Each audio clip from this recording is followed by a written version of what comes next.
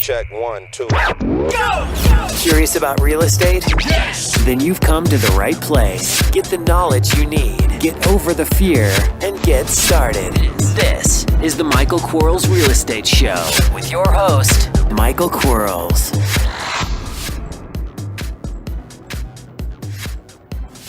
Hello, everybody. Michael Quarles with Podcast 125. Today, it's a scenario question sent in by an investor like yourself. And if you have a question, send it to support@bsffacademy.com. One more time, support@bsffacademy.com. Here we go. Question: have you ever, or would you ever, get a seller to fund the rehab of a property you're buying from them? How would you structure this deal? There are owner financing the property at zero down, and I need $20,000 to repair it. I'm considering asking him to fund the rehab instead of getting the money someplace else. Your thoughts? Well, there's a couple things you can do. If you don't ask the question, it's naturally a no response anyway. So asking can only make it better.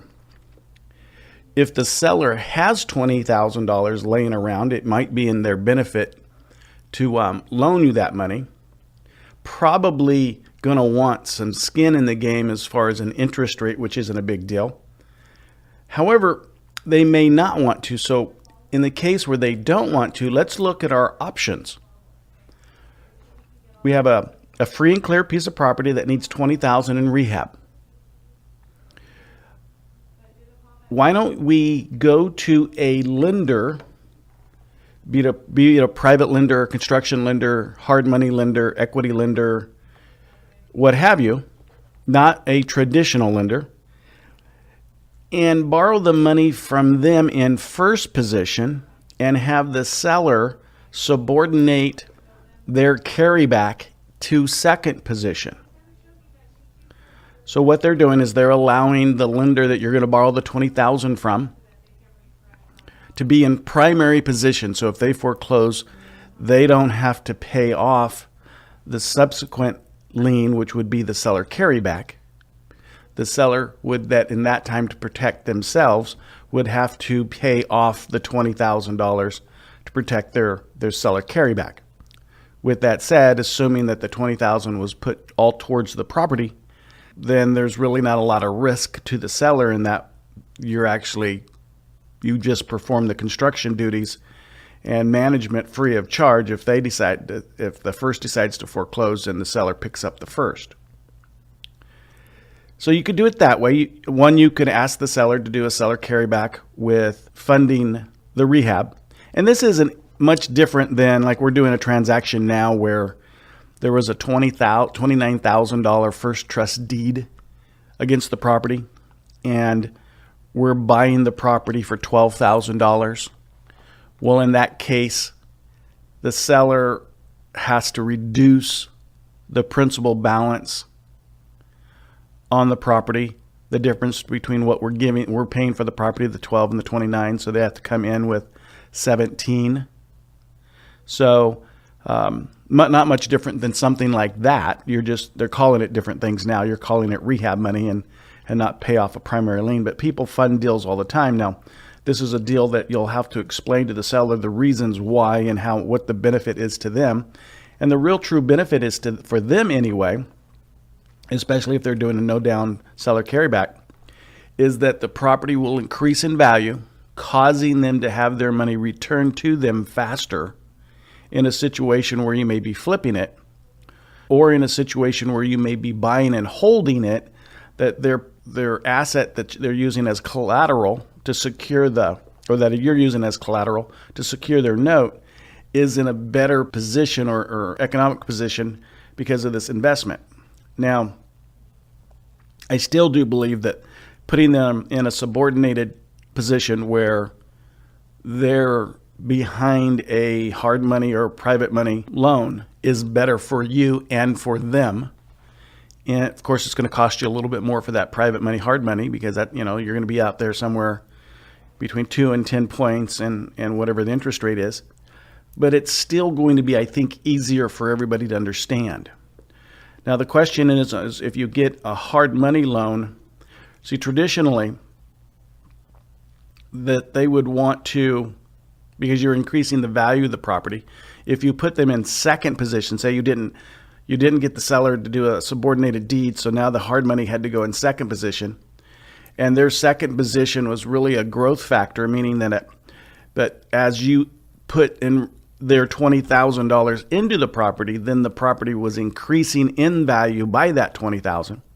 Then you're probably going to get some sort of a voucher system or a draw system where you're not going to get all of your money up front, where you would get all of your money up front if they were in first position, because they don't have to increase the property value to have their money be worth something, where in the second position, they'd have to increase the property for their money to be worth something back to them in case of foreclosure. But it's absolutely possible. Now, the real question I have is, why are we doing this in the first place?